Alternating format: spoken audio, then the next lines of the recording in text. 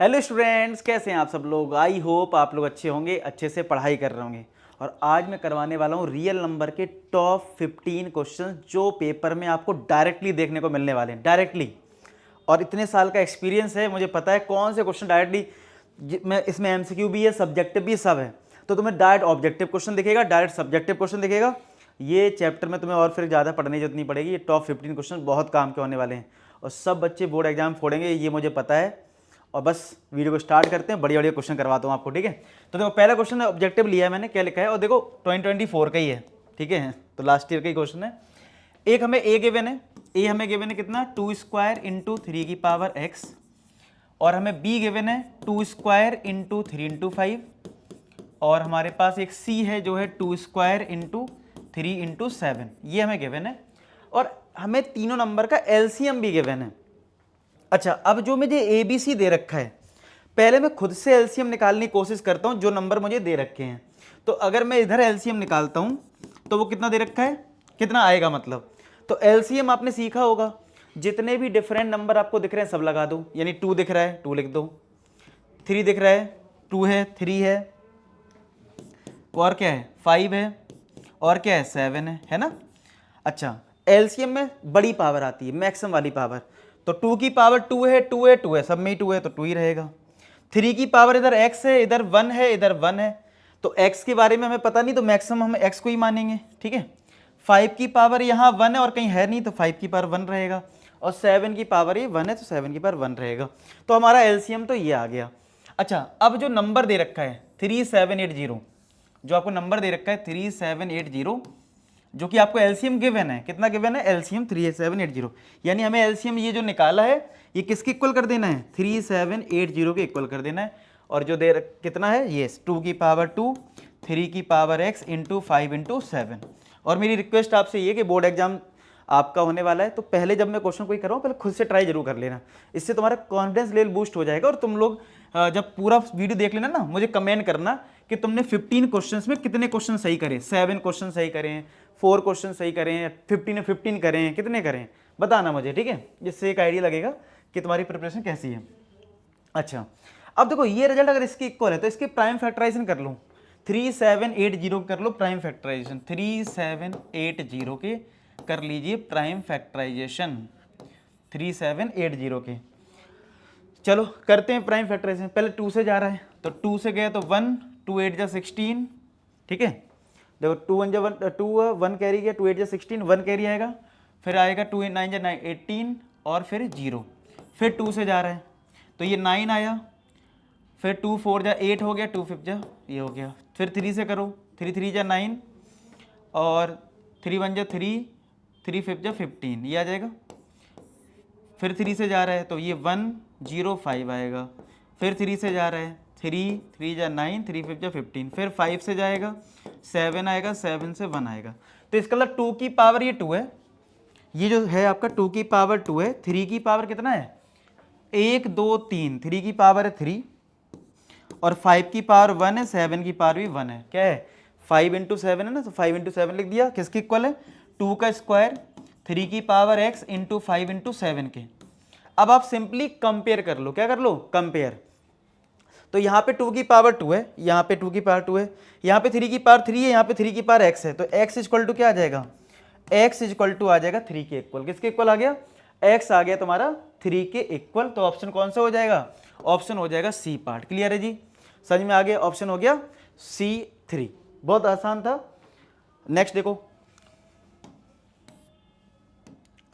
ठीक है।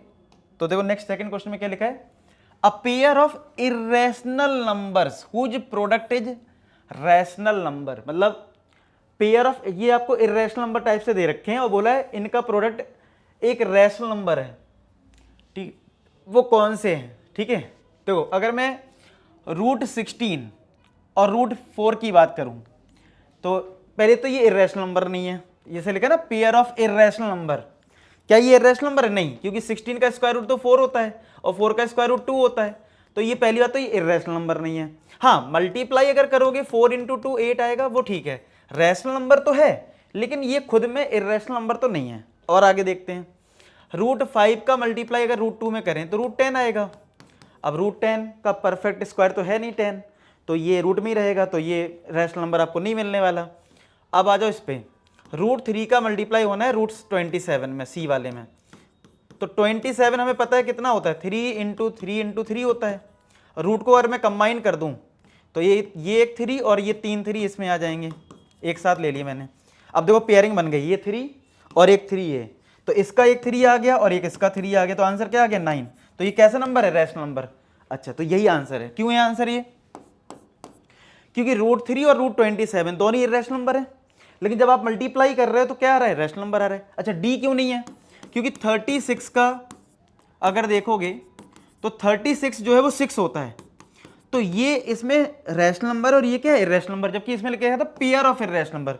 तो पेयर ऑफ इर्रेशनल नंबर जो है वो सी था, जिसमें दोनों में ही इर्रेशनल नंबर थे। क्लियर होगी बात, तो बहुत ध्यान से करना होता है, जल्दबाजी में नहीं करना। तो इसका आंसर भी आ गया हमारे पास। नेक्स्ट देखो क्या है, नेक्स्ट में लिखा है sum of LCM and HCF of two number is this, LCM is 20 more than their HCF, product of two numbers बताना है। देखो यहाँ पे एचसीएफ भी है, एलसीएम भी है, प्रोडक्ट ऑफ टू नंबर्स है। तो इससे रिलेटेड हमारे पास फॉर्मूला क्या है, HCF into LCM is equal to product of two numbers, is equal to product of two numbers. इसी के इक्वल है कि नहीं, बात समझ में आ रही है। हमारे पास क्या है, HCF into LCM is equal to product of two numbers है। ठीक है, तो इसका यूज होना होगा पक्का। अब कैसे यूज होगा बस ये समझ लो। तो भाई देखो दे रखा है sum of LCM and HCF, हमें एलसीएम और एचसीएफ का सम गिवन है। कितना गिवन है, सम 50 गिवन है। हमें एलसीएम और एचसीएफ का सम गिवन है कितना, 50। अब बोला है एलसीएम जो है वो 20 मोर देन देयर एचसीएफ। तो अब हमें एक कंडीशन क्या है, अगर मैं लेट कर लूं कि मेरा एचसीएफ जो है वो x है, मैंने क्या करा, अगर लेट कर लिया कि मेरा एचसीएफ अगर x है, तो इसमें कंडीशन क्या दे रखी, जो एलसीएम है वो 20 मोर देन देयर एचसीएफ है, यानी एचसीएफ से 20 ज़्यादा, यानी कि x में 20 ऐड कर दो। क्या करो, x में 20 ऐड कर दो। ठीक है जी, यानी कि लेट कर लिया, एचसीएफ अगर x है तो जो एलसीएम होगा वो x प्लस का 20 हो जाएगा। ये x है, ये x है, x में हमने 20 ऐड कर दिया। आया समझ में, चलो बहुत बढ़िया बात है। अब वैल्यू पुट करो, एचसीएफ x है प्लस एलसीएम हमारा x प्लस 20 है, is equal to 50, is equal to कितना 50, x प्लस एक्स 2x हो जाएगा, 2x plus 20 is equal to 50। तो 2x is equal to 50 minus का 20, 50 माइनस 20 हो जाएगा 30, 2x। तो क्या x हमारा 15 आ गया, x कितना आ गया 15। अगर x 15 आया तो एचसीएफ तो 15 हो गया, और एलसीएम कितना हो जाएगा 15 प्लस का 20, यानी कि ये हो गया 35। कितना हो गया, तो एलसीएम आ गया 35, एचसीएफ आ गया 15। ठीक है, अब हमें निकालना क्या था, प्रोडक्ट ऑफ टू नंबर्स। तो जो प्रोडक्ट ऑफ टू नंबर्स है वो क्या है, एचसीएफ इंटू एलसीएम है। तो एचसीएफ मेरा 15 है और ये मेरा 35 है। Product of two numbers, product of two numbers.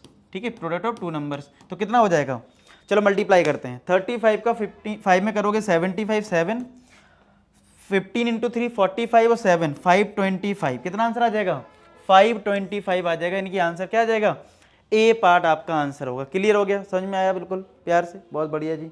आगे देखते हैं क्या लिखा है, product of two numbers is 12960, HCF है 36, number of pair of such numbers that can be formed, यानी कि ऐसे कितने नंबर्स होंगे जिनका प्रोडक्ट हमें मिलने वाला है 12960 और उनका एचसीएफ होगा 36। ठीक है, तो ए और बी अगर हमें दो नंबर पता करने हैं वो कितने हैं ये बताना है, मतलब ए और बी कितने पेयर आ सकते हैं ऐसे, ये आपको बताना है।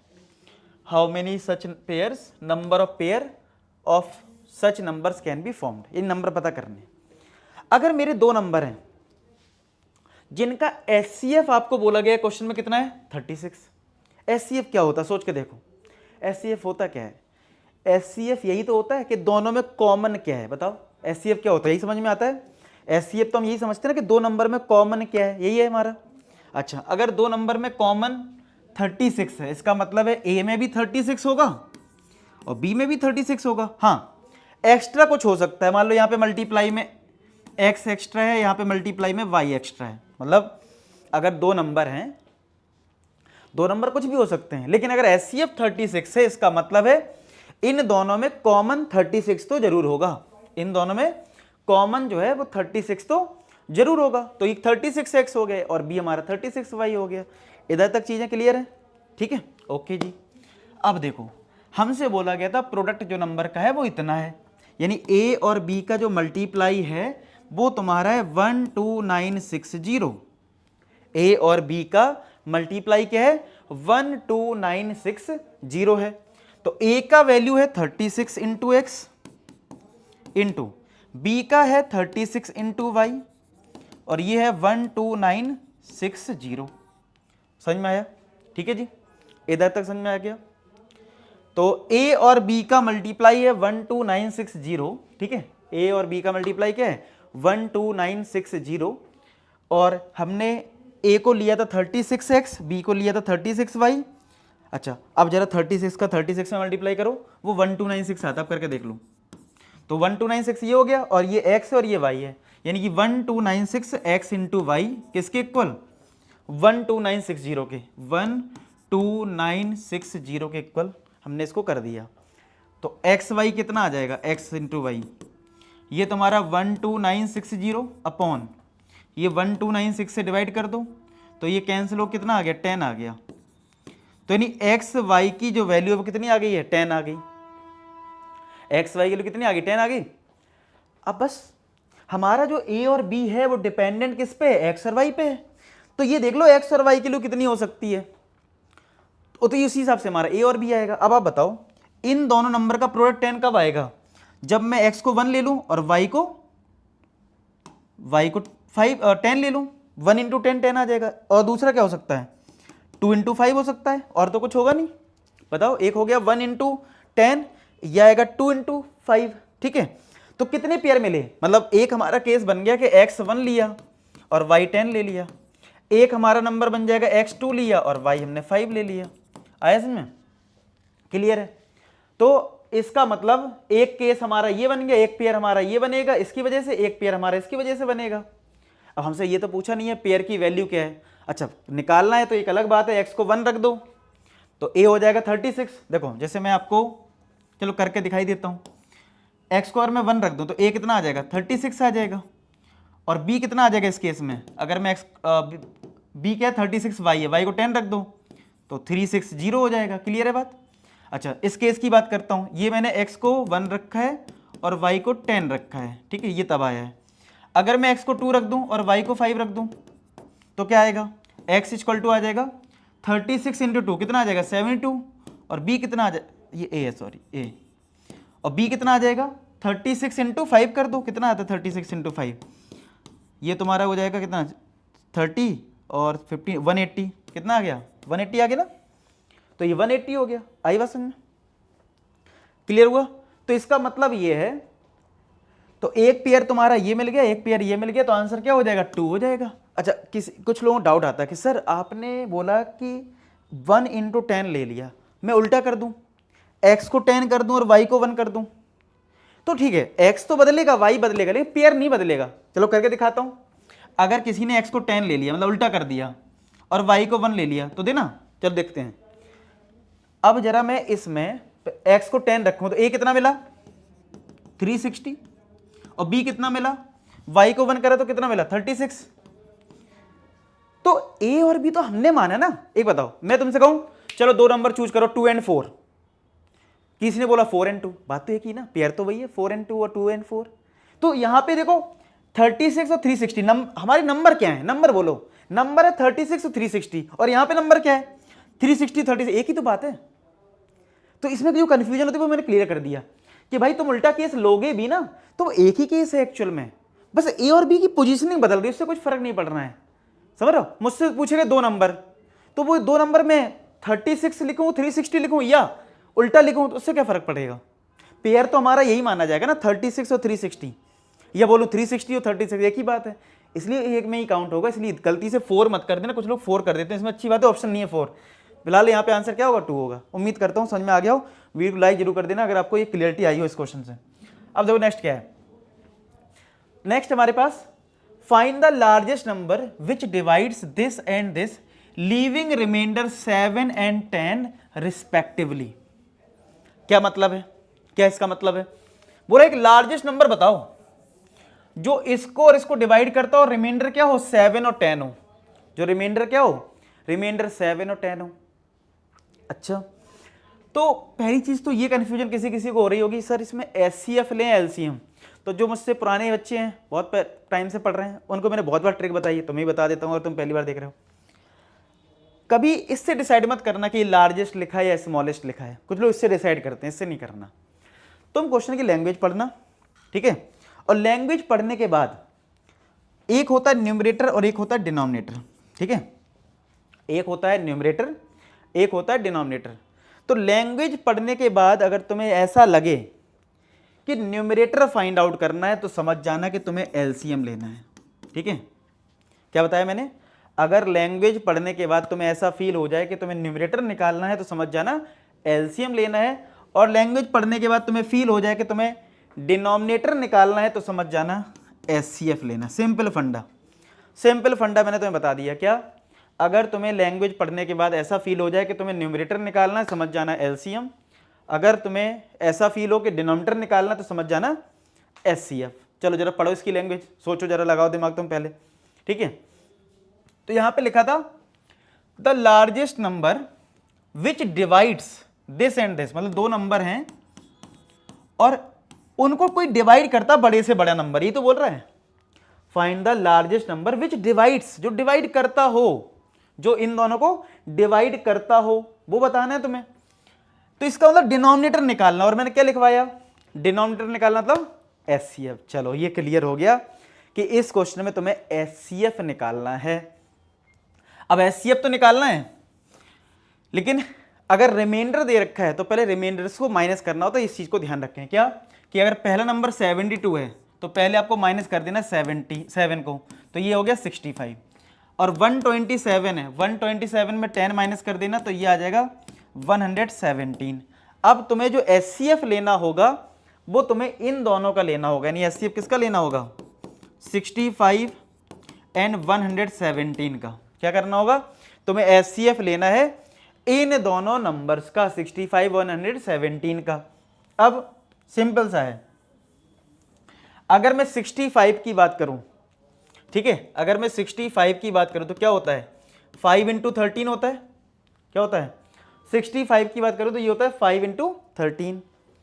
अब मैं बात करूं 117 की, कर लो प्राइम फैक्टराइजेशन, तो 3 इंटू 3 इंटू 13 होता है ना, क्योंकि 13 का 9 में मल्टीप्लाई करते हैं 117 आता है। आप लोग कर लो प्राइम फैक्टराइजेशन। तो आप बताओ इन दोनों का एचसीएफ क्या है? क्या है कॉमन? 13 है ना, तो इसका आंसर क्या हो गया? इसका आंसर हो गया 13 के इक्वल डी पार्ट। आया सबको समझ में? जो ट्रिक बताई है, मजा आया होगा ट्रिक से, ठीक है, आसान लगा होगा थोड़ा सा। अब देखो इसमें क्या है, बोला लीस्ट नंबर। अब देखो फिर से जो ट्रिक बताइए, वीडियो पॉज करो और तुम जरा ट्राई करना, जरा वीडियो पॉज करने के बाद तुम ट्राई करो कि तुम्हें क्या लगता है इसमें एचसीएफ या एलसीएम। क्लियर कर दिया मैंने तुम्हारा लॉजिक क्लियर कर दिया बिल्कुल, एचसीएफ और एलसीएम का, ठीक है। जरा सोच लो फटाफट क्या लेना होगा, एचसीएफ लेना होगा या एलसीएम लेना होगा, लगा लो जरा दिमाग, लगा लो तुम जरा दिमाग, ठीक है। तो बोला है the least number that is divisible by the numbers from 1 to 10 both inclusive. क्या लगता है तुम्हें, एचसीएफ या एलसीएम? सोचो तो तुम्हें पता लगेगा यार। इसमें तो सर डाउट है। डाउट क्यों है यार? ट्रिक नहीं बताई अभी तुम्हें? न्यूमरेटर और डिनोमिनेटर चेक करो। चलो पढ़ते हैं। Find least number that is divisible by, यानी हमें कोई ऐसा नंबर बताना है जो डिविजिबल हो, किससे? 1 से 2 से 3 से 4 से कहां तक? 10 तक। इसका मतलब तुम्हें क्या निकालना है? न्यूमरेटर निकालना है। और न्यूमरेटर निकालने का मतलब तुम्हें एलसीएम निकालना है। क्या निकालना है यार? इतना आसान तो बता दिया, ठीक है। चलो ये मतलब तुम्हें क्या लेना है? एलसीएम लेना है। किसका? 1, 2, 3, 4, 5, 6, 7, 8, 9, 10, इनका तुम्हें एलसीएम लेना है। तो भाई 1 का तो भाई 1 ही रहेगा, क्या करोगे? Prime factorisation. 2 का तुम्हारा 2 हो गया, 3 का 3 रहेगा, 4 का 2 का स्क्वायर आ जाएगा, 5 का 5 आएगा, 6 का 2 इंटू 3 हो जाएगा, 7 का 7 रहेगा, 8 का 2 की पावर 3 हो जाएगा, और 9 का 3 का स्क्वायर हो जाएगा, 10 का 2 इंटू 5 हो जाएगा, ठीक है। अगर मैं अब आपसे एलसीएम पूछूं, एलसीएम इन नंबर्स का क्या आएगा, देखो सबसे पहले 2 को देखो, प्राइम नंबर क्या 2 ही है, तो 2 की हाईएस्ट पावर कितनी है, 2 की हाईएस्ट पावर यहाँ पे 3 है। एलसीएम में क्या होता है, जो नंबर्स होते हैं उनकी हाईएस्ट पावर, तो 2 की हाईएस्ट पावर क्या है 3, 3 की क्या हाईएस्ट पावर देखो, 3 में 3 का स्क्वायर 9 होता है, यहीं मिलेगा। 5 में देख लो जरा कितना है, 5 में 1 है, इधर भी 1 है, 1 ही रहेगी मतलब, फिर क्या है 7 है, 7 एक हमारे पास, और कुछ है क्या, और तो कुछ है नहीं, 2 निपट गया, 3 निपट गया, 5 भी निपट गया, 7 भी निपट गया, बस हो गया। इनको कर लो मल्टीप्लाई, कितना आ रहा है देखो, ये 8 हो गया, ये 9 हो गया, और ये 5 × 7 35 हो गया ना, तो ये 72 हो गया इंटू 35 हो गया। अब 72 का मल्टीप्लाई कर लो 35 में, तो 5 2 जा 10, 1 कैरी, 75 35 36 हो जाएगा, 6 21, ठीक है, तो ये हो गया 12 5 2520 आ जाएगा डी पार्ट। ये कितना आ गया 2520 आ गया जी। आया सबको समझ में, बढ़िया से मजे में, ओके जी, वेरी गुड, बहुत बढ़िया। और देखते हैं क्या लिखा है, in a seminar the number of participants in Hindi, English and mathematics, ठीक है, क्या है, in seminar the number of participants in Hindi, English and mathematics are this respectively, find the minimum number of rooms required if each room the same number of participants are to be seated and all of them being in the same subject. भाई ये question बड़ा confusing होता है, कैसे start करें इसको भाई, कैसे स्टार्ट किया जाए, ठीक है। तो भाई इसके लिए क्या करना है, क्या दिमाग लगाना है तुम्हें, क्या लिखा है, इन अ सेमिनार, एक सेमिनार में नंबर ऑफ पार्टिसिपेंट्स हैं, हिंदी के पार्टिसिपेंट्स कितने हैं मेरे पास, हिंदी के पार्टिसिपेंट्स हैं मेरे पास कितने 60, अच्छा जी। इंग्लिश के जो पार्टिसिपेंट्स हैं 84, अच्छा जी। और मैथमेटिक्स के जो हैं वो कितने 108 हैं, कितने हैं 108 हैं। ये तुम्हें पार्टिसिपेंट्स दे रखे हैं। मिनिमम नंबर ऑफ रूम, जैसे फॉर एग्जांपल आपके घर में बहुत सारे लोग आ गए, शादी थी, होते ना बहुत सारे घर आ जाते, तो तुम बोलते हो ऐसा अंकल जी तुम चले जाओ इस वाले रूम में, चाचा जी तुम इधर आ जाओ, चाची जी इधर तुम इस रूम में चले जाओ, ऐसे तो करते हो, मामा जी आप उस वाले रूम में चले जाओ, शादी है भाई घर में, फंक्शन वंक्शन है तो आप लोग सब में घर में सेटल करते हो। ऐसे ही कुछ लोग हैं, कुछ हिंदी के हैं, कुछ इंग्लिश के हैं, कुछ यहाँ पे मैथमेटिक्स के हैं। कितने रूम चाहिए ये तुम्हें पता करना है। दूसरा इंपॉर्टेंट कंडीशन क्या है, each room same number of participant, यानी हर रूम में सेम पार्टिसिपेंट हो, सेम नंबर ऑफ पार्टिसिपेंट्स होने चाहिए। क्या, सेम नंबर ऑफ पार्टिसिपेंट। इसका मतलब ये है कि मान लो एक रूम में 10 लोग जा रहे हैं तो सब में फिर 10-10 जाएं। ऐसा ना भेदभाव कर दोगे तो शादी में फूफा बुरा मान जाते ना, हाँ मेरे साथ सम्मान नहीं हुआ और तुमने उस रूम में तो 12 घुसा दी और हम लोगों को 10 में, मतलब समझ, कुछ भी हो सकता है, फूफा गुस्सा हो जाते हैं शादी में। तो इसका मतलब है हमें बराबर पार्टिसिपेंट भेजने हैं। अब बराबर का मतलब तो यही होगा ना कि अगर मेरे पास इतने हिंदी के इंग्लिश 84 हैं तो तुम्हें क्या लगता है इसमें एचसीएफ है एलसीएम, लगाओ दिमाग।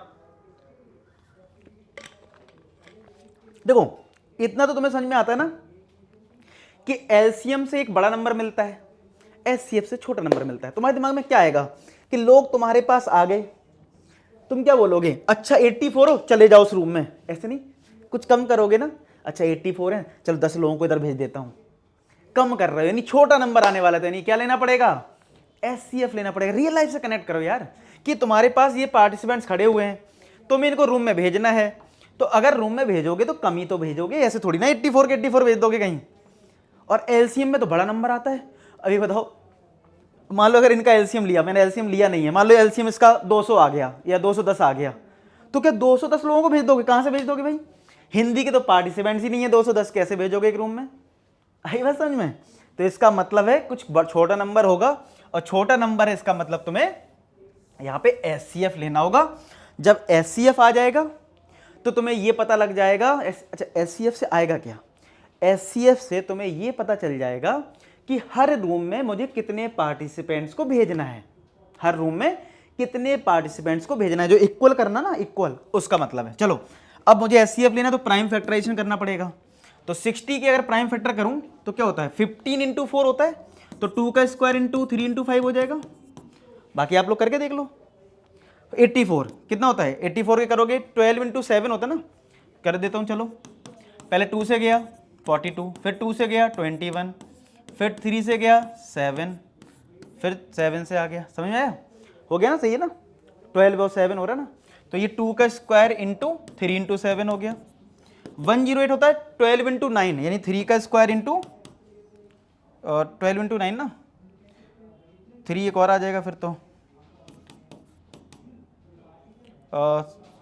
2 का स्क्वायर, यानी 2 की 3 की पावर 3 एक्चुअली में 3 बन जाएगा ना, ठीक है, मतलब 12 इंटू 9 होता, देखो 12 इंटू 9 होता है ना, तो 12 होता है 2 का स्क्वायर इंटू 3, और ये तो 3 की पावर 3 2, 3 की पावर 2, तो 3 की पावर 3 आएगा और 2 का स्क्वायर आएगा, चेक कर लो जरा, तो 27 ये और ये 4, 28 और 10, ठीक है, यही आएगा, चेक करो सब लोग। प्राइम फैक्टराइजेशन पर फटाफट चेक कर लो सब लोग, प्राइम फैक्टराइजेशन चेक कर लीजिए भाई, क्या दे रखा है प्राइम फैक्टराइजेशन में, ठीक है जी, इधर तक समझ में आ रहा है बढ़िया से। अच्छा, अब तुमने इनका लेना था एचसीएफ, भैया एचसीएफ हमने सिखा रखा है तुम्हें, क्या सिखाया है, कॉमन नंबर।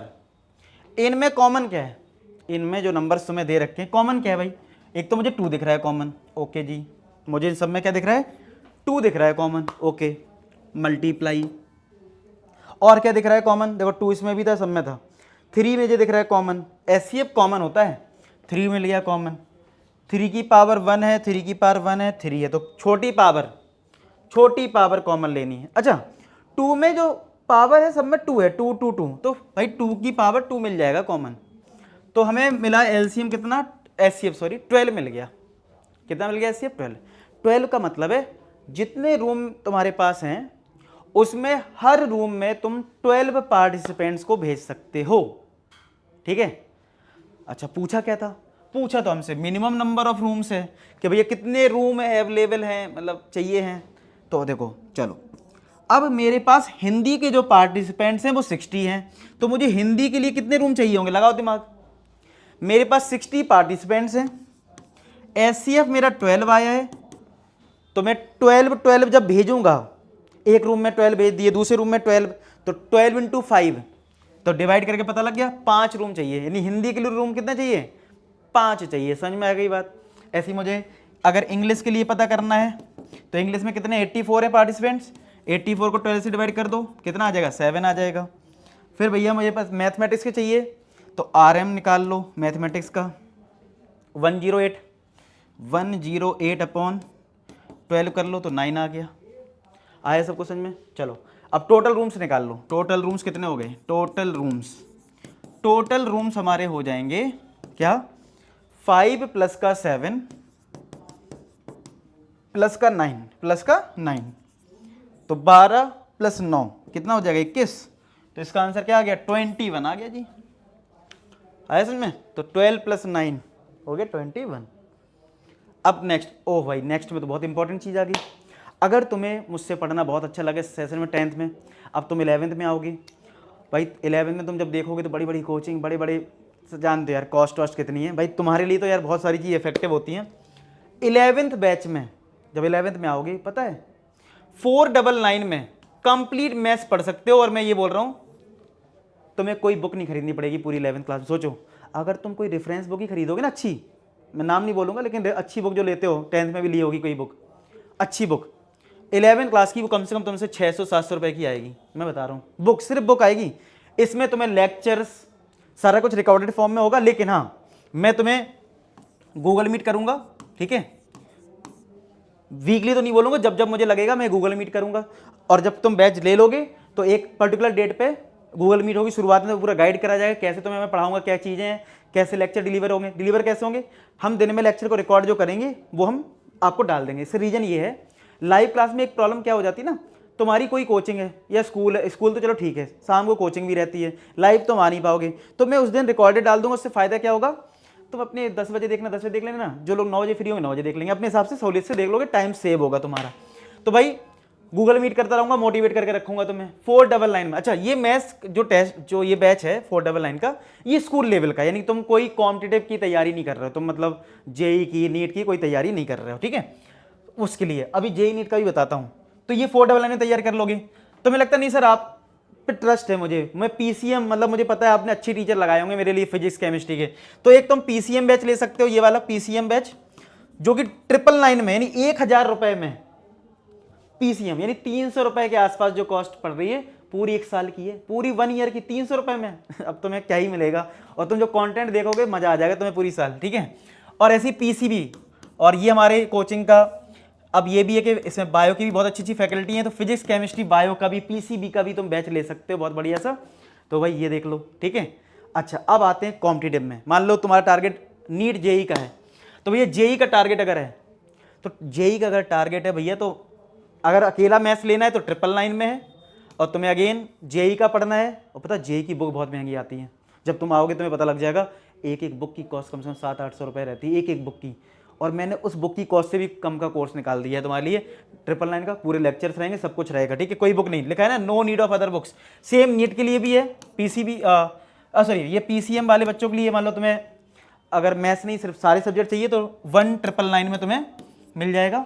अच्छा, ये कॉस्ट ऊपर नीचे वो नीचे तो नहीं पता, ऊपर तो हो ही सकती है, तो जैसी टाइम मिले जब भी फ्री हो तुरंत ले लेना यार, ठीक है। पता चले बाद में कॉस्ट वॉस्ट बढ़ा दे टीम वाले, ठीक है। चलो, और ऐसी पीसीबी का भी एक कंप्लीट बैच है, आप लोग चेक कर लेना, मैंने आपको बेसिक इन्फॉर्मेशन दे दी है, जिससे कि अगर आपको लगता है मेरे साथ पढ़ाई करनी बढ़िया से, कनेक्ट रह के गूगल मीट से तुम लोगों से 1-to-1 बात किया जाए, तो भाई ज्वाइन कर लेना, ठीक है। चलो आ जाओ नेक्स्ट क्वेश्चन पे, क्या लिखा है। 4 bells toll together at 9 AM, 9 बजे जो है 4 घंटियां बजती हैं, वाह क्या बात है। दे toll after 7, 8, 11, 12 seconds respectively. How many times will they toll together again in next 3 hours? 3 hours में कितने बार वो बजेंगी? How many times they will toll together? तो देखो, जब भी ऐसा कोई क्वेश्चन है ना कि ये कब आपस में मिलेंगे, कब ऐसे ये कुछ होगा, तो ऐसे क्वेश्चन में तुम्हें सिंपल क्या करना है, एलसीएम लेना है। क्या लेना है? एलसीएम। तो पहले तुम क्या करो, ये जो नंबर दे रखे ना कि पहली वाली जो घंटी वो 7 मिनट बजती है, फिर ये 8 में, फिर 11 में, फिर 12 में, चौथी वाली, तो पहले हम एलसीएम ले लेंगे। एलसीएम क्या मिलेगा, एलसीएम से आपको ये मिल जाएगा कि इतने पर्टिकुलर इंटरवल के बाद ये सारी घंटियां एक साथ बजेंगी, ठीक है, इतने इंटरवल के बाद। तो पहला काम तो मुझे ये करना है कि इन सब नंबर का एलसीएम लेना। कितना है? 7 है, 8 है, 11 है, 12 है। चलिए जरा एलसीएम लिया जाए। 7 का तो भैया 7 रहेगा, 8 का 2 की पावर 3 हो जाएगा, 11 का 11 होगा, और 12 का हो जाएगा 2 का स्क्वायर इंटू 3। तो अगर मैं आपसे इसका एलसीएम बोलूँ कितना आएगा, जरा देखते हैं। एलसीएम होता है जितने भी नंबर है सब लिख दो। हमें 2 दिख रहा है, लिख दो। 3 दिख रहा है, लिख दो। 7 दिख रहा है, लिख दो। 11 दिख रहा है, लिख दो। 2 है, 3 है, 7 है, 11 है। और अब बड़ी पावर, तो 2 की बड़ी पावर क्या है? 3 इधर है। 3 की तो पावर 1 ही दिख रहा है, 7 भी 1 है, 11 यही आएगा मतलब। तो ये कितना हो गया? 8 इंटू 3 कितना हो गया? 24, और ये हो गया 77, ठीक है। अब 77 का 24 में मल्टीप्लाई कर लो, ठीक है। तो 77 का अगर मैं 24 में मल्टीप्लाई कर दूं, 77 का मल्टीप्लाई 24, तो ये आ रहा है 1848 आ रहा है, ठीक है, 1848। इतने मिनट्स लगेंगे, मतलब क्या, मतलब जो तुम्हारी घंटियां हैं वो इतने मिनट्स बाद बजेंगी। तो एक बार बज जाएगी इतने मिनट्स बाद, फिर इतने मिनट्स बाद दूसरी बार बजेगी। तो तुमसे ये पूछा है कि 3 घंटे में, 3 आवर्स में कितने बार बजेगी। तो पहले तो 3 आवर्स को जो टाइम आपको दे रखा है ना, 3 आवर्स, आवर्स को भी मिनट में चेंज कर दो, क्योंकि ये मिनट में है ना इसलिए। सॉरी ये सेकंड्स में है, तो भैया ये सेकंड्स में आया, नॉट मिनट्स। इतने सेकंड्स बाद बजेंगी, सेकंड्स में है ये। तो इसको फिर हमें आवर्स को सेकंड में चेंज करना है। कैसे करोगे? 3 इंटू 60 इंटू 60। आवर से मिनट में गए 60, मिनट से सेकंड में गए और 60, तो कितना आ गया ये? तो ये आ गया तुम्हारा 18, 180 इंटू 60,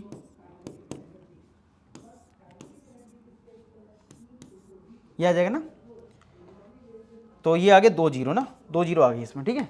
10800 आ गया जी। इतने सेकंड्स आ गया तुमसे, यानी ये पूछा जा रहा है इतने सेकंड्स में कितने बार बजेगी। तो नंबर ऑफ टाइम्स निकालना है, ठीक है। हाउ मेनी टाइम्स, ठीक है। नंबर ऑफ, ये कैलकुलेशन करनी है, नंबर निकाला ना, हाउ मेनी टाइम्स। तो क्या करो, सिंपल, इतने टाइम में 108 में 00 में डिवाइड कर दो, किससे? इससे 1848 से। 1848 से डिवाइड कर दो, पता लग जाएगा कितनी बार बजेंगी। ठीक है, करो जरा डिवाइड। तो अगर मैं 10800 में डिवाइड करता हूँ 1848 से, तो ये 5.8 समथिंग आ रहा है। क्या तुम ये बोल सकते हो कि घंटियां जो है 5.8 टाइम्स बजेंगी? भैया 4 बार बजेंगी या 5 बार बजेंगी यार? तो आंसर क्या होगा? 5। 6 तो अच्छा ये मत कर देना सर, 5.8 तो 6 के पास है तो 6 कर दो। अरे भाई 6 बार बजने के लिए टाइम थोड़ा और ज़्यादा चाहिए ना, तो वो टाइम मिला ही नहीं। तो 5.8 का मतलब है 5 ही बार बज पाई होंगी। 6 बार बजाना है तो ये टाइम थोड़ा बढ़ाना होगा, लेकिन टाइम तो बोल रहा 3 आवर्स ही है। समझ में आई बात? तो यहाँ वो कैलकुलेशन नहीं करनी कि 5.8 क्लोजेस्ट वैल्यू बता दो ना। 5.8 का मतलब है 5 बार तो बज चुकी है, थोड़ा सा और टाइम लग रहा है एक्स्ट्रा, लेकिन 6 करने के लिए तुम्हें इस टाइम को बढ़ाना पड़ेगा, लेकिन ये टाइम बढ़ नहीं सकता क्योंकि तुमसे बोल दिया 3 आवर्स में ही बताओ। तो 5 बार बजेंगे। ठीक है जी, आंसर समझ में आ गया? तो इस टाइप को ध्यान रखना, मिलने वाले क्वेश्चन जो है वो उनमें एलसीएम लेना होता है। अब देखो ये क्या है, LCM of two number is 2400, which of the following can not be their HCF. LCM दे दिया, एचसीएफ बोल रहा है क्या नहीं होगा, which of the following can not be, कौन सा एचसीएफ नहीं होगा। एक बात ध्यान रखना, जो एलसीएम होता है बड़ा नंबर होता है, और एलसीएम हमेशा अपने एचसीएफ से डिविजिबल होता है। क्या होता है, लिख लो definition, LCM is always divisible by HCF, मतलब एचसीएफ से डिविजिबल होता है क्योंकि एचसीएफ छोटा नंबर होता है और कॉमन नंबर होता है, तो कॉमन नंबर है तो डिवाइड तो कर ही देगा। तो एलसीएम जो है वो एचसीएफ से डिविजिबल होता है। तो चेक कर लो, जिसमें डिविजिबल नहीं होगा वो नहीं होगा। तो 2400 को हमने पहले पार्ट 300 से डिवाइड करा तो ये 8 आ गया, तो है डिविजिबल। भाई कट गया ना पूरा, तो डिविजिबल है। तो ये ऑप्शन तो डिविजिबल है, यानी कि ये तो पॉसिबल है, लेकिन हमें क्या निकालना था, कैन नॉट बी, यानी कि जो नहीं है। ठीक है, चलो अब हमारे पास 2400 में डिवाइड कर दो किससे, 400 से, ये भी कट गया भाई, तो ये भी पॉसिबल है। 2400 को 500 से डिवाइड करोगे, ओ भैया देखो ये कटेगा नहीं, पॉइंट में आएगा, यहाँ रिमाइंडर में लेगा ना, तो इसका मतलब यही पॉसिबल नहीं है। अच्छा लास्ट को भी चेक कर लेते हैं, 2400 में अगर हम 600 से डिवाइड करेंगे तो ये 4 आ गया, तो ये भी डिविजिबल है, इसका मतलब ये भी पॉसिबल है। तो क्या पॉसिबल नहीं है, ये पॉसिबल नहीं है। आया सबको समझ में, क्लियर हो गया? तो इसका आंसर क्या हो गया, 500। नेक्स्ट देखो क्या है भाई, बहुत बार आता है ये पेपर में, मतलब आ ही जाता है जब देखो जब। ठीक है, क्या लिखा है, explain why this and this are composite number. ठीक है, क्या है, ये कंपोजिट नंबर्स हैं। ठीक है, अब इस नंबर को देखो, 2 इंटू 3 इंटू 5 प्लस का 5। ठीक है, एक्सप्लेन करना है कि 2 इंटू 3 इंटू 5 प्लस का 5 ये क्या है, ये कंपोजिट नंबर है। तो कंपोजिट नंबर की एक डेफिनेशन लिख लो, कंपोजिट नंबर की एक डेफिनेशन लिख लो सब लोग, कंपोजिट नंबर। ठीक है, क्या होता है कंपोजिट नंबर, डेफिनेशन है product of prime number is called composite number, is called composite number. क्या है, product of prime number is called composite number. Prime number के जो प्रोडक्ट हैं उनको बोलते हैं। अब यहां पे प्रॉब्लम क्या है, प्रोडक्ट नहीं है, ये प्लस है, तो प्रोडक्ट में लाना है। तो ऐसे क्वेश्चन बहुत फिक्स होते हैं, कॉमन ले लिया करो नंबर को, जो कॉमन दिख रहा है कॉमन लो। तो यहाँ 5 है और यहाँ भी 5 है, 5 ले लो कॉमन, तो कितना हो जाएगा, 2 इंटू 3, ये 5 कॉमन चला गया, तो यहाँ बचा 1, क्या बचा 1, तो 5 इंटू 2 इंटू 3 6 प्लस 1, तो कितना आ गया, 5 इंटू 7 आ गया। क्या आ गया, 5 इंटू 7। क्या ये दोनों प्राइम नंबर है, बस ये डेफिनेशन लिख के आ जाना पेपर में, since product of prime number is called composite number so that implies this is a composite number. काम खत्म। अब इस पे आ जाओ, यहाँ क्या है, 5 इंटू 7 इंटू 11 प्लस 7 इंटू 5, तो इसमें और इसमें 7 और 5, और 7 और 5 कॉमन है, दोनों ही कॉमन है, तो यहाँ से बचा 11, यहाँ से पूरा कॉमन चला गया, यानी 1 बचा ना फिर, तो ये हो गया 7 इंटू 5, ये हो गया 12। तो 12 की अगर मैं प्राइम फैक्टराइजेशन करूं तो 2 इंटू 2 इंटू 3 हो जाएगा, क्योंकि 4 3 12 होता है।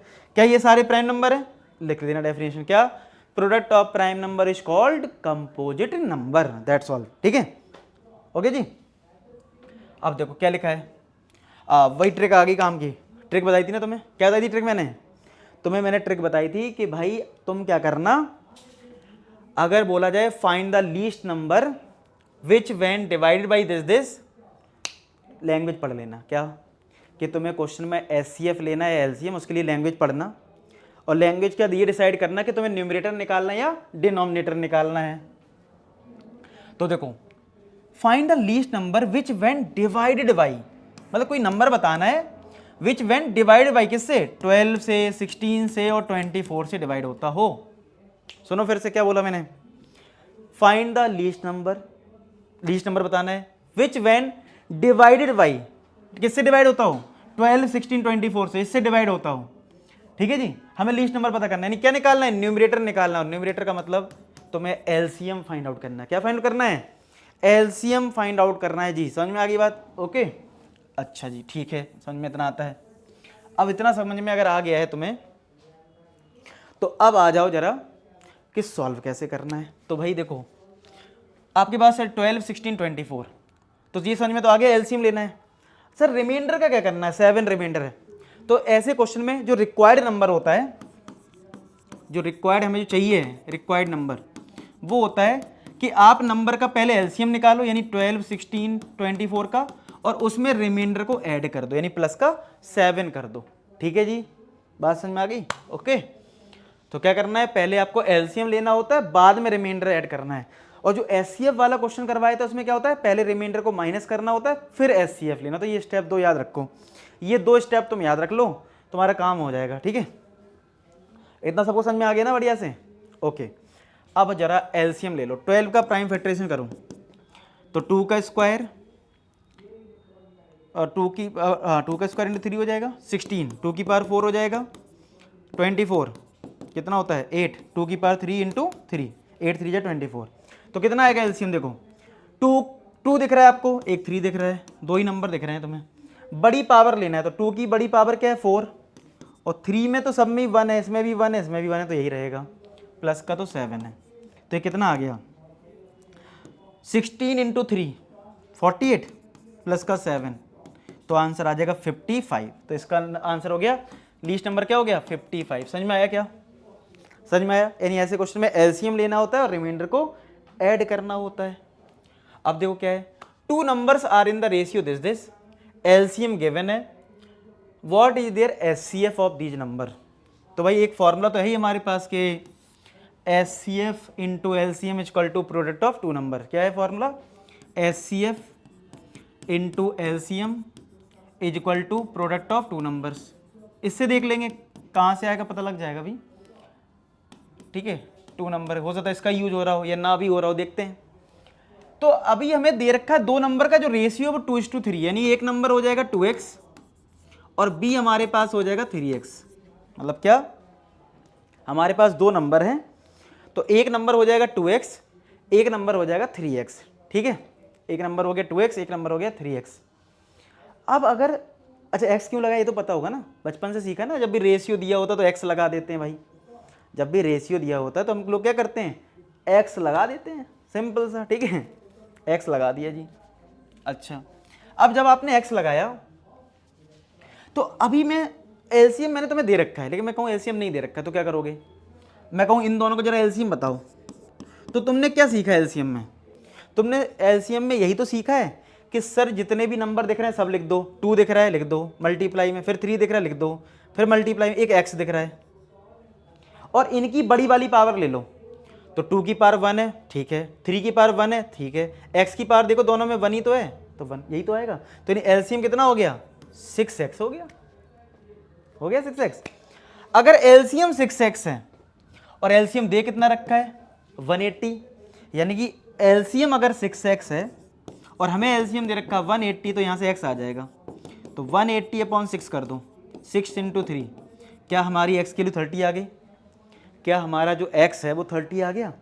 और अगर x 30 आ गया तो जरा a और b निकाल लो, a हो जाएगा 2 इंटू 30 यानी 60 हो गया, b आ जाएगा 3 इंटू 30 तो ये आ जाएगा 90। ऐसे में a तुम्हारा है 2x, तो 2 इंटू 30 60 हो गया, b तुम्हारा है 3x, 3 इंटू 30 कितना हो गया 90 हो गया। ठीक है, a और b आ गया। दो नंबर आ चुके हैं, निकालना तुम्हें एचसीएफ है, तो ये फॉर्मूला लगा दो बस। एचसीएफ तुम्हें पता करना है, दोनों नंबर का एलसीएम 180 है, प्रोडक्ट ऑफ टू नंबर यानी कि ये जो दो नंबर इनका प्रोडक्ट कर दो, यानी 60 इंटू 90 कर दो, 60 इंटू 90 कर लो तो बस हो जाएगा एचसीएफ। कितना आएगा देखो, 60 इंटू 90 अपॉन 180 है, तो ये 2 टाइम्स कट गया और ये कट गया, तो एचसीएफ कितना आ गया 30। एचसीएफ क्या आएगा 30 आ जाएगा। ठीक है जी, क्लियर है। तो ऐसे करने तुम्हें क्वेश्चन। अब मैंने 3 क्वेश्चंस लिए हैं जो 3 टाइप की पेपर में आते हैं। एक सबसे बेसिक, √3 एक इर्रेशनल नंबर प्रूफ करो, फिर √2 + √3 का होल स्क्वायर एक इर्रेशनल नंबर है ये प्रूफ करो, और फिर ऐसा 3 क्वेश्चन में अलग अलग टाइप की लैंग्वेज है, 3 टाइप के क्वेश्चन बनते हैं। मैंने सारे ले लिए तुम्हारे लिए, क्योंकि कुछ को कंफ्यूजन होती है सर कौन सा आएगा। चलो एक एक करके डिस्कस करते हैं, किस में कितना लिखना है वो बस समझ लो। मैं तुम्हें सीबीएसई के पैटर्न पे बता रहा हूँ, बस सीबीएसई का जो लेटेस्ट पैटर्न है मैं तुम्हें उसके बेसिस पे बात बता रहा हूँ ये, ठीक है, लेटेस्ट पैटर्न के अकॉर्डिंग। चलो तो क्या लिखा है, prove that √3 is an irrational number. हमें प्रूफ करना है कि √3 क्या है, एक इर्रेशनल नंबर है। सबसे बेसिक क्वेश्चन पहले आता है। तो ऐसा पेपर में तुम्हारा ये भी आ सकता है कि प्रूव करो कि √2 एक इर्रेशनल नंबर है। पेपर में आ जाए √7 एक इर्रेशनल नंबर है। तो ऐसा कोई भी क्वेश्चन आ रहा है, या √5 एक इर्रेशनल नंबर है, तो जैसे मैं √3 का करूंगा वैसे ही तुम्हें √5 का करना है, वैसे ही तुम्हें √7 का करना है, सारे सेम तरीके से। अब ये देख लो कि लिखते कैसे हैं, ठीक है, लिखते हम कैसे हैं। तो उसके लिए क्या करो, पहले एज्यूम कर लो, लेट अस एज्यूम दैट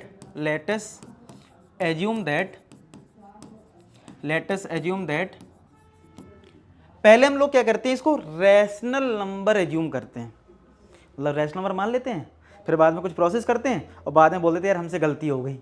मतलब क्या, पहले तो हमने इसको बोल दिया रैशनल नंबर, फिर बाद में बोलेंगे यार हमसे गलती हुई है तो माफ़ कर दो, मतलब रैशनल नंबर बन जाएगा, इर्रेशनल नंबर बन जाएगा, सॉरी। तो पहले तो हम एज्यूम करते हैं रैशनल नंबर। तो late us assume that √3 B a rational number. हमने पहले मान लिया कि ये कैसा नंबर है, कि भैया ये हमारा एक रैशनल नंबर है, ठीक है, पहले हमने ये मान लिया रैशनल नंबर है। अच्छा, इतनी बात सबको समझ में आ गई।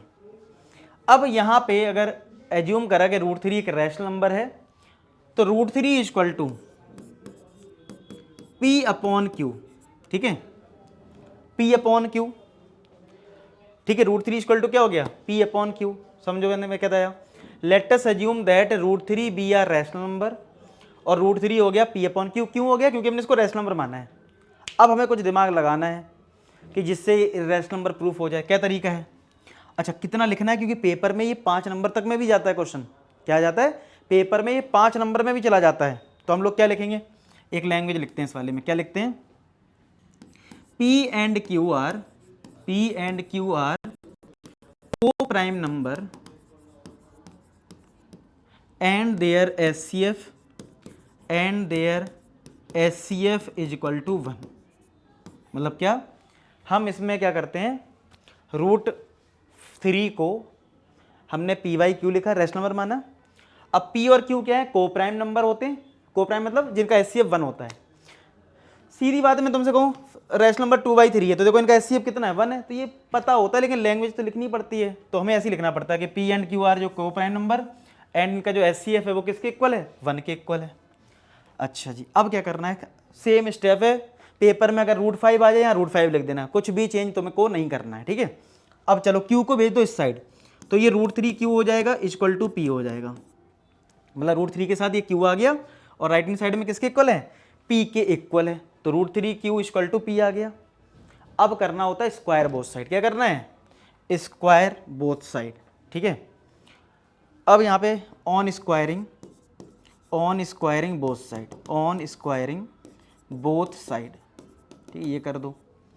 तो यहाँ पे क्या स्क्वायर बोथ साइड करा, √3 का स्क्वायर क्या हो जाएगा 3, Q का स्क्वायर हो जाएगा Q², ये हो जाएगा P², ठीक है, मतलब 3Q² = क्या आ गया, P² आ गया जी, ठीक है, √3 मतलब 3Q² आ गया P² के इक्वल। अब देखो सुनो, अब यहाँ पे 3Q² अगर P² के इक्वल आया, तो यहाँ से क्या पता लग रहा है कि 3 जो है वो P² को डिवाइड कर रहा है, किसको डिवाइड कर रहा है, P² को। तो हम लैंग्वेज लिखते हैं कि 3 डिवाइड्स पी स्क्वायर, और फिर नेक्स्ट लाइन तुरंत लिखते हैं 3 डिवाइड्स पी। अच्छा, आप कहोगे सर ये ऐसा क्यों, पी स्क्वायर डिवाइड कर रहा है पी को भी क्यों कर रहा है? रीजन इसका ये है, अगर 3p को डिवाइड नहीं करेगा तो इसका मतलब पॉइंट में वैल्यू आएगी, और q हमारा एक इंटीजर वैल्यू है। ये p और q देखो सीधी बात है, फ्रैक्शन है 2/3, तो 3 कैसा नंबर है? इंटीजर है। तो अगर मैं बोल रहा हूँ रैशनल नंबर है तो p/q, q तो आपका इंटीजर है ना, तो अगर 3p को डिवाइड नहीं करेगा तो इसका मतलब है ये वैल्यू जो है वो पॉइंट में आएगी, और अगर ये पॉइंट में अगर रिजल्ट आएगा राइट हैंड साइड का तो फिर q जो है वो पॉइंट में आएगा, क्योंकि इक्वल का साइन है, और जबकि q पॉइंट में नहीं हो सकता है। इस वजह से ये लाइन, अब पेपर आ गया, अब तो याद ही कर लो यार कि लिखना है, ठीक है, बाकी मैंने समझा भी दिया तुम्हें, ठीक है। चलो 3 डिवाइड्स p, इसका मतलब क्या है कि p जो है वो कहीं ना कहीं 3 का मल्टीपल होगा, तभी तो 3 डिवाइड कर रहा है। तो इस p की वैल्यू को इस फर्स्ट इक्वेशन में इसमें पुट कर देते हैं। ये 6 रूल है, मतलब क्या करते हैं, जो p की वैल्यू आई है उसको फर्स्ट इक्वेशन में पुट कर दो। कितना आ जाएगा? 3q square is equal to, p की वैल्यू यहाँ पे 3m पुट कर दीजिए और इसको सॉल्व करते हैं, ठीक है। तो 3q square is equal to, 3 का स्क्वायर 9, तो ये आ गया 9m स्क्वायर। क्या आ गया? 9m स्क्वायर आ गया। 3 से ये 3 टाइम्स कट गया तो ये 3m स्क्वायर आ गया, q स्क्वायर के इक्वल, ठीक है। 3 से डिवाइड कर दिया। अब 3 देखो किसको डिवाइड कर रहा है? q को डिवाइड कर रहा है। सेम लैंग्वेज जैसे अभी लिखा था ना ये, अब लिख देना 3 डिवाइड्स q स्क्वायर, तो इसका मतलब है 3 डिवाइड्स q, 3 डिवाइड्स q, यानी 3 जो है वो p को भी डिवाइड कर रहा है, 3 जो है वो q को भी डिवाइड कर रहा है। इसका मतलब 3p और q दोनों को डिवाइड कर रहा है। इसका दोनों मतलब क्या हुआ? 3 divides p and q both. अच्छा, कोई नंबर दोनों को डिवाइड करेगा, जैसे मैं तुमसे कहूं 6 और इधर है 12, तो 6 को 3 भी डिवाइड कर रहा है और 12 को भी 3 डिवाइड कर रहा है, तो इनका जो एचसीएफ होगा वो, वैसे तो एचसीएफ 6 हो रहा है, चलो मैं 6 ले लेता हूं, इस नंबर को भी 6 डिवाइड कर रहा है, इस नंबर को भी 6 डिवाइड कर रहा है, तो एचसीएफ कितना हो गया? 6 हो गया ना। तो अगर 3 जो है p और q दोनों को डिवाइड कर रहा है, इसका मतलब जो एचसीएफ है वो कितना होना चाहिए? 3 होना चाहिए। 3 डिवाइड कर रहा है, और जबकि हमें पता है एचसीएफ कितना है? 1 है। p और q का एचसीएफ कितना है? 1 है। तो ये तो कॉन्ट्रडिक्शन हो गया ना, यानी हमने कुछ गलती करी है। जो बताया था ना शुरुआत में, गलत कर देंगे फिर प्रूव कर देंगे। तो लिखना कैसे बस वो देख लो, लिखना कैसे बस वो देख लो। अब क्या लिखोगे? बट वी नो दैट, क्या लिखेंगे? But we know that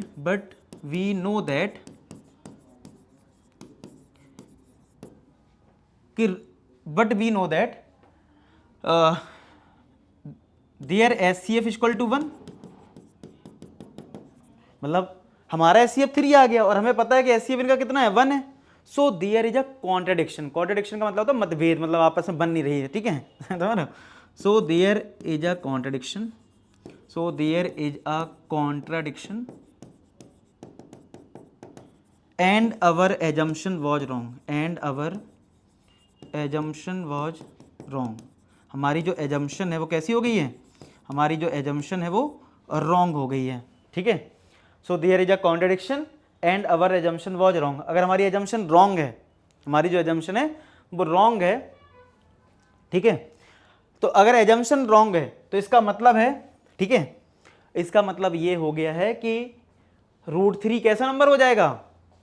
irrational number हो जाएगा, क्योंकि हमने अपनी बात को गलत प्रूफ कर लिया है। तो that employees √3 is an irrational number, irrational number. उम्मीद है समझ में आ गया हो, आगे समझ में? चलो बहुत बढ़िया जी। अब देखो ऐसे ही है, बोला है √6 एक इर्रेशनल नंबर, ठीक है, ये बता दो इर्रेशनल नंबर है, प्रूफ करना है। तो अभी तुम्हें सिखाया कि जो इर्रेशनल नंबर प्रूफ करना है ना उसको रैशनल नंबर मान लेना। अच्छा, सेम तरीके का प्रोसेस यूज नहीं होता है, ये एक सिंगल आए इस तरीके से, तो ये पूरी प्रोसेस है सॉल्व करने की। लेकिन अगर कुछ अलग तरीके से है तो उसका सॉल्व करने का तरीका अलग होता है, इसीलिए मैं तुम्हें 3 क्वेश्चन करके दिखा रहा हूं। तो मैंने पहले तो वही करा, पहला step, let us assume that √2 plus √3 whole square be a rational number, ठीक है। ये हमने मान लिया कि रैशनल नंबर है। अच्छा, जब रैशनल नंबर होता है तो हम लोग क्या करते हैं? p/q लिख देते हैं, p/q लिख दो, ठीक है। अब चलो a प्लस बी का होल स्क्वायर लगाओ इस केस में, a का स्क्वायर प्लस b का स्क्वायर प्लस का 2ab, यानी 2√2 इंटू √3 p/q। तो कितना आ जाएगा? √2 का स्क्वायर 2, √3 का स्क्वायर 3, टू रूट थ्री, क्या रूट सिक्स आ जाएगा? तो ये हो गया 2 और ये रूट सिक्स हो गया, equal to P by Q, equal to P by Q, यही आएगा। अब 2 + 3 5 हो गया, तो 5 प्लस का 2 root six equal to P by Q. 5 2 + 3 हो गया 5 + 2 root six equal to P by Q आ गया। अब 5 को कर दो राइट हैंड साइड, तो 2 root six equal to P by Q minus का 5 आ जाएगा। अब तुम क्या करो, 2 से डिवाइड कर दो सबको, क्योंकि हमें रूट सिक्स से सिर्फ LHS में सिर्फ रूट का टर्म चाहिए। क्या चाहिए? LHS में तुम्हें सिर्फ रूट का टर्म चाहिए, स्क्वायर रूट का। तो 2 से डिवाइड कर दो, तो P 2 नीचे आ गया, 2/q हो गया, मतलब 2q हो गया, और ये 5 के नीचे भी 2 आ गया। ठीक है। अच्छा, हमने इस नंबर को रैशनल नंबर लिया था, इसका मतलब P/Q रैशनल नंबर था। अब अगर मैं तुमसे कहूँ 3/2 एक रैशनल नंबर है, तो नीचे अगर 2 लगा भी दूं तब भी तो वो रैशनल नंबर ही है ना। तो यानी ये रैशनल नंबर, ये भी रैशनल नंबर। इसका मतलब जो P/2q माइनस का 5/2 है वो कैसा नंबर है? Is a rational number. ये कैसा नंबर है? रैशनल नंबर है। अगर बीच में इक्वल टू का साइन लगा है तो रूट सिक्स कैसा होना चाहिए? रैशनल नंबर होना चाहिए। तो that implies root six is a rational number. समझ रहे हो? ये रैशनल नंबर है, क्योंकि भाई रैशनल में रैशनल नंबर माइनस होगा तो रैशनल नंबर। तो इसकी वजह से इक्वल टू होने की वजह से रूट सिक्स कैसा नंबर हो गया? रैशनल। लेकिन तुम्हें तो क्वेश्चन में दे रखा है कि रूट सिक्स कैसा नंबर है? इररेशनल। अगर नहीं भी दे रखा तो तुम यूज कर सकते हो पेपर में। ठीक है। अब क्या लिखना होता है? वो same line, but we know that root six is an irrational number. इसका मतलब मतभेद हो गया, लड़ाई झगड़े हो गए। ठीक है। क्या लिखवाया? यानी पहले मैंने बताया कि ये रैशनल नंबर है, जिसके जैसे ये क्या हो गया? Rational number. लेकिन हमें तो पता है कि ये रैशनल नंबर है। So there is a contradiction, बस ये लाइन छाप देना। So there is a contradiction and our assumption was wrong, that implies this is an irrational number. आया समझ? सेम लाइन चिपका देना है इसके बाद कि so there is a contradiction and our assumption was wrong, so that implies this is an irrational number, इसके बाद लिख देना है। आया समझ में? है ना सिंपल। चलो एक और करवा देता हूँ, लास्ट क्वेश्चन लिखा है सो दैट दिस नंबर एक इररेशनल नंबर है और root 7 is given to be irrational number. ये लाइन अगर नहीं भी दी रखी है तो भी तुम्हें बाद में यूज करना है। ठीक है। पेपर में दिया है बहुत अच्छी है, तो नहीं दे रखा है तो भी लेना है। ठीक है। अच्छा, अब कैसे करोगे? सेम, पहले हम let us assume that 5 + 2 root 7 be a rational number. ये कैसा नंबर है? रैशनल नंबर है। अगर ये रैशनल नंबर है तो इसको P/Q लिख लो। 5 + 2 रूट 7 किसके इक्वल? P/Q के इक्वल लिख लो। किसके इक्वल लिख लो? P/Q के। अब मैंने बोला था रूट वाले टर्म को बस LHS में रखना, बाकी सबको RHS में। तो 2 रूट 7 इक्वल टू P/Q, ये 5 चला गया माइनस में। अब कर दो 2 से डिवाइड, तो इसमें भी 2 से डिवाइड हो गया, 5 में भी 2 से डिवाइड हो गया। अब ये कैसा नंबर है? ये तुम्हारा नंबर है रैशनल नंबर। कैसा नंबर है? ठीक है। P/2Q माइनस का 5/2 कैसा नंबर है? Is a rational number, is a rational number. अब इक्वल टू का साइन इसका मतलब रूट 5 भी कैसा नंबर होगा? रैशनल नंबर ही होगा। इक्वल टू तभी होता है, दोनों चीज इक्वल होंगे, that implies root 5 will be a rational number.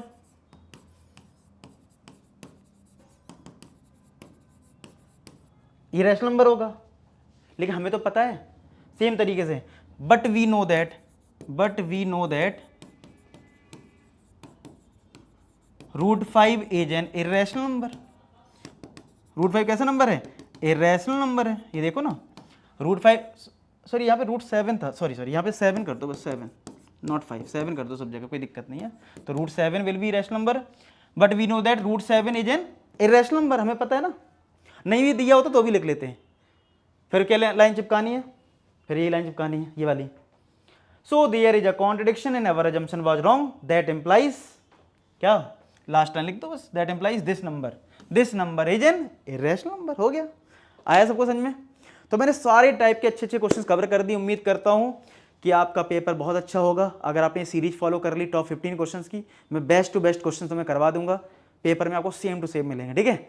और वीडियो लाइक कर देना, इतनी मेहनत से वीडियो बनाया। मिलते हैं नेक्स्ट वीडियो, तब तक अपना ख्याल रखें, पढ़ाई करते रहें। लास्ट में एक ही बात बोलूँगा कि आप सभी सफल हो। धन्यवाद।